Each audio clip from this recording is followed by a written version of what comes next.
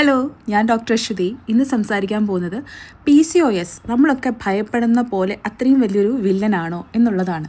PCOS അല്ലെങ്കിൽ PCOD എന്ന് പറയുന്നത് നമ്മൾ ഭയപ്പെടുന്ന അത്രയും വലിയൊരു വില്ലനല്ല. പക്ഷേ PCOS കാരണം നമുക്ക് ഇൻഫെർട്ടിലിറ്റി ഇഷ്യൂസ് ഉണ്ടാവാം. എന്നാൽ എല്ലാ ആൾക്കാർക്കും അത് ഉണ്ടാവുമെന്ന് ചോദിച്ചാൽ ഇല്ല. ചില ആളുകൾക്ക് PCOD ഉണ്ടെങ്കിൽ പോലും അവരുടെ പീരീഡ്സ് റെഗുലർ ആയിരിക്കും. പക്ഷേ അവർക്ക് കൺസീവ് ആവാൻ അല്ലെങ്കിൽ ഗർഭം ധരിക്കാനുള്ള ബുദ്ധിമുട്ടുകൾ ഉണ്ടായിരിക്കും. പക്ഷേ ചില ആൾക്കാർക്കാണെങ്കിൽ പീരീഡ്സൊക്കെ ഭയങ്കരമായിട്ട് ഇറഗുലർ ആയിരിക്കും. ഇപ്പോൾ ഞാനങ്ങനെ ഒരുപാട് പേഷ്യൻസിനെ കണ്ടിട്ടുണ്ട്. അതായത് നമുക്ക് ചിന്തിക്കാൻ പോലും പറ്റില്ല, ചിലപ്പോൾ വർഷത്തിൽ 3-4 പ്രാവശ്യം മാത്രമേ അവർക്ക് പീരീഡ്സ് വരുള്ളൂ. പക്ഷേ കല്യാണം കഴിഞ്ഞ ഉടൻ തന്നെ കൺസീവ് ആവുക എന്നുള്ളത് വളരെ നിഷ്പ്രയാസം അവർക്ക് കഴിയുന്നുമുണ്ട്.